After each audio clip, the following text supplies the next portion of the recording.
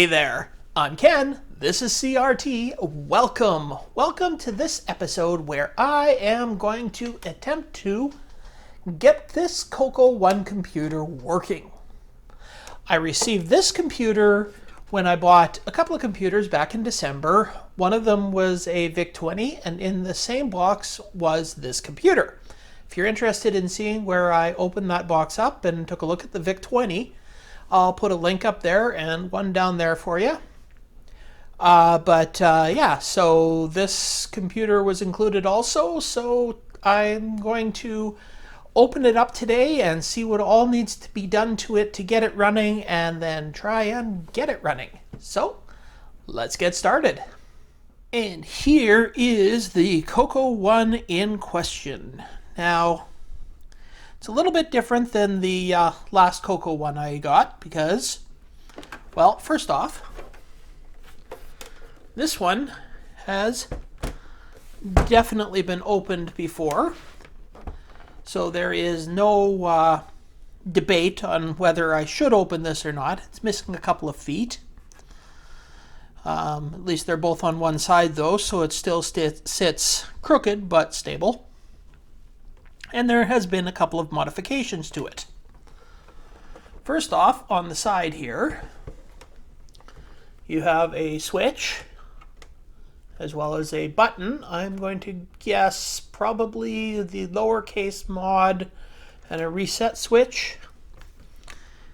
And there is also a power LED added to this one. So a little bit different than my other Coco One that I have, but we have to crack this one open and see what needs to be done to it, because obviously the first thing is the power cable has been cut off on this, something that they do at electronics recycling places. I'm not sure why they do that, probably to prevent the employees from plugging things in that may, you know, possibly explode or short circuit or something, or I don't know why, but it's cut, so gotta get a cable and attach that so that I can give the machine power before I can do anything else.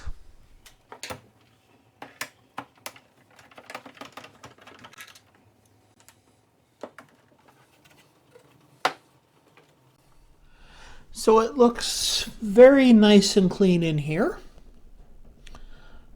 Everything's looking good. There is a piece of tape here that says Revision F.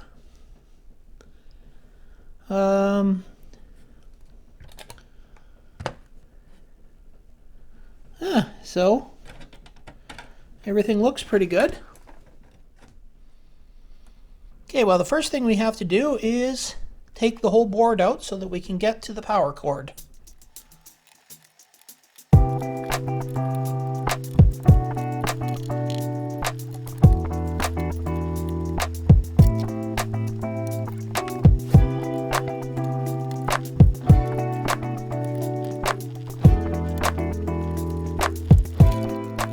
So upon a further inspection of this, I have discovered that the red button here is just a secondary reset switch, and this is just another power switch. I guess the person didn't want to have to reach all the way around the back to hit this power switch. So they have that one, which actually cuts the power directly to the transformer. Cuts the power before it gets into the transformer. Whereas the power switch cuts the power at the board level. So this one shuts the transformer right down. Okay, so now I have spent the last few minutes, or more than a few minutes, trying to figure out how to get this cable out of here without breaking the piece. I'm not sure if it's possible. So for now, what I'm going to do, there is just probably enough of the cable sticking out of the bottom here that I can splice another cable onto there, just so I can try the computer out. Maybe at some future date I'll find out exactly how you get this cable out of there. But for now, we'll just do that and go from there. So I guess the first thing to do is to strip back some of this cable.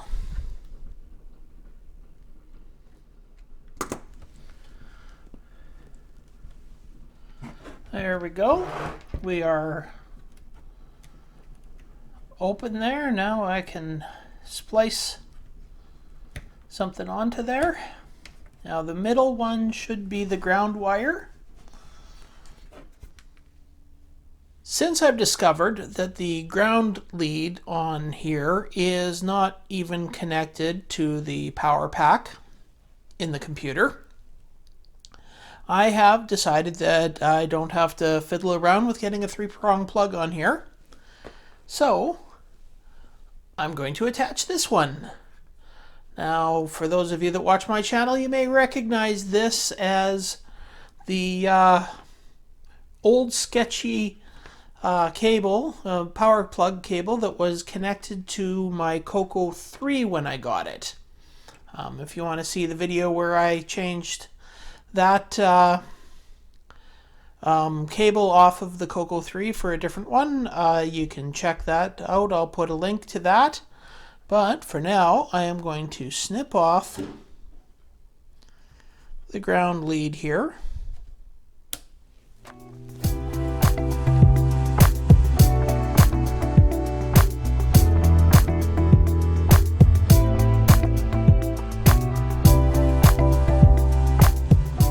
Reassembling is just going in the opposite direction of the taking it apart. So just gotta sneak everything in under here. Now obviously the most important thing is connecting the power wires right up to the right spots. Luckily each of these are labeled already.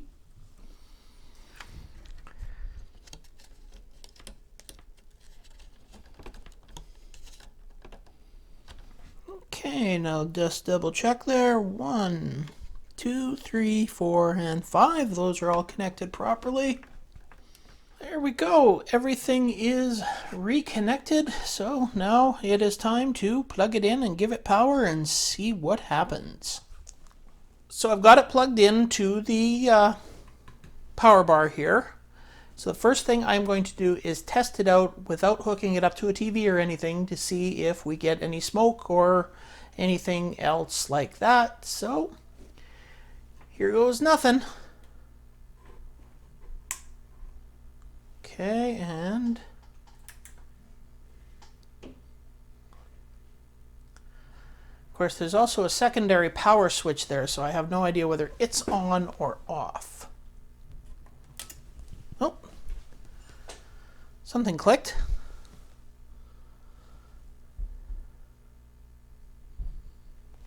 Let's try the reset button. Okay, well, something is definitely on there. It doesn't look like there's... Oh, there is very faint light coming through this.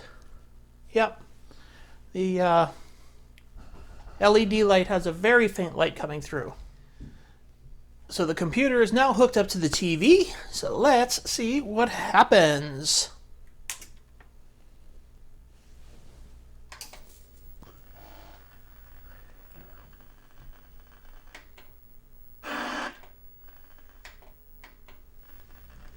Okay, we are getting a lot of static on there. Let's try channel 4.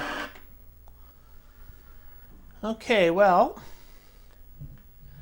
it's not coming in at all clear, but it is working. Keyboard is working.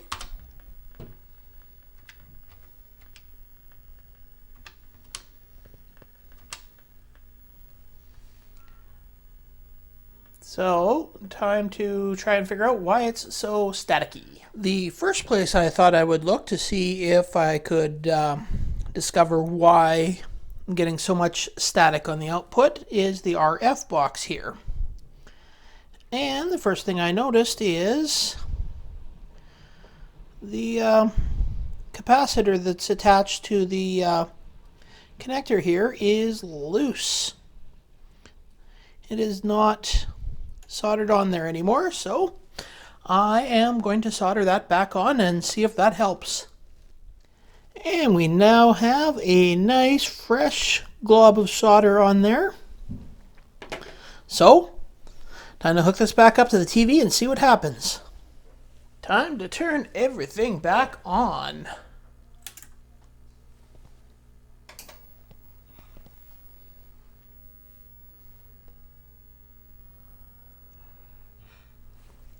There we go. It is fixed. Look at that picture. It is beautiful. It's not showing up very good on the camera, but it is clear as crystal. And of course, what is the first cartridge for me to try but Dungeons of Daggeroth?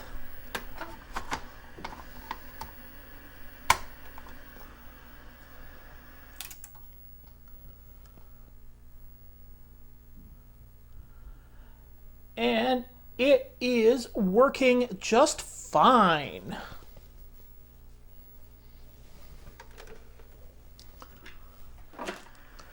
Now the next thing for me to try is a joystick.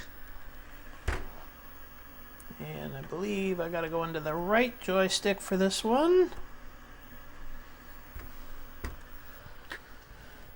And I am going to try this cartridge right here, which is Shooting Gallery.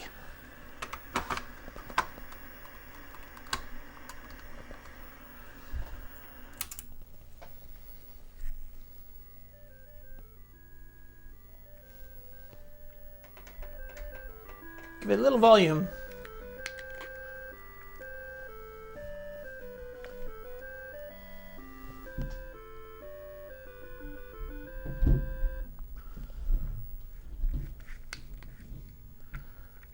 Here we go, and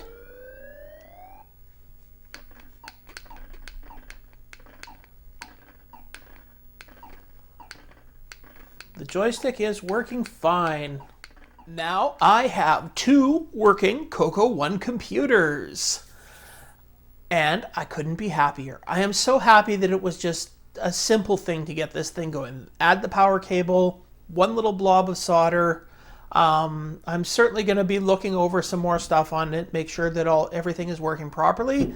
But on first inspection, everything seems to be really good on it.